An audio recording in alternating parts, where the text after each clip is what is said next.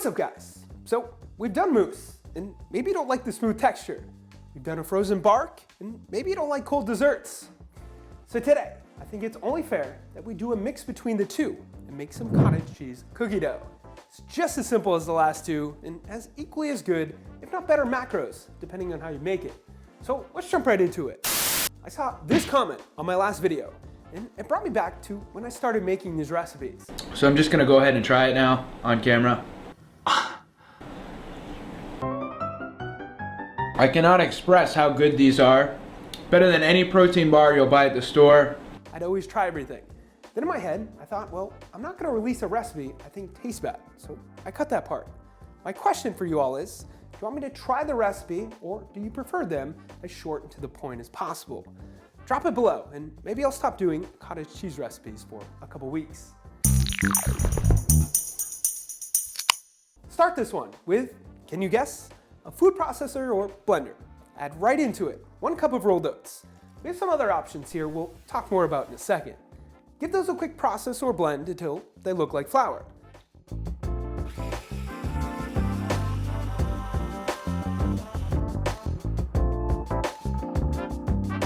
Next, add in 1 cup of cottage cheese, 1 teaspoon of vanilla extract, 1 scoop of a vanilla protein powder, 2 tablespoons of a sugar-free syrup, and 2 tablespoons of a neutral flavored nut butter, or peanut butter if you like a peanut butter cookie dough.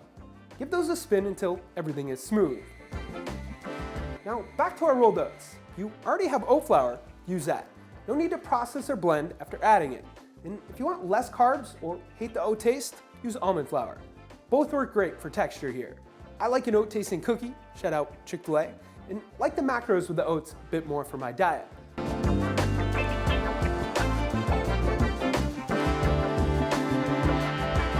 Put both nutritional breakdowns, metric conversions for everything, links to any products I use, and so on the website, which is always linked up here or below in the description.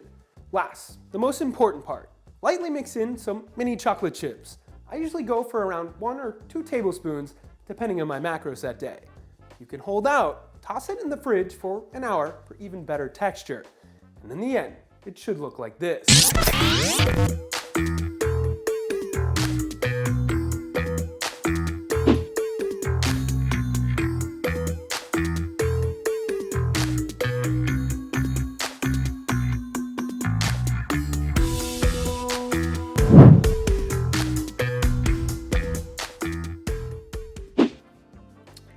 All right, episode 1 of trying my recipes again. Here is my golden spoon and extra chocolate chips on top. One more bite. Yeah, it tastes like cookie dough. But really, I don't know how to describe it. Let's say it's like a chilled, creamier version of cookie dough. Soft, still doughy. Can't taste the cottage cheese at all. For those of you who hate cottage cheese, it's absolutely delicious. 5 stars. Try it. Couple tips for this one. Number 1, the less liquid in your cottage cheese, the better texture you'll get. Some people say this is dependent on the fat content, but I really think it's by brand. So choose what you know, and if there's too much liquid in it, do your best to drain some of it. Another approach here is to add in a bit more flour. Another 1/4 a cup should get you right. Regardless, it'll still taste great. This is only to get the texture there. Number 2, eat this with a spoon. Use it as a topper on something like a rice cake, or treat it as a dip. There's no wrong choice here. And number 3, keep this in the fridge, where it should last around 4 to 5 days. The winner of our last testing or guesstimating for the bark was, bang, congrats to you.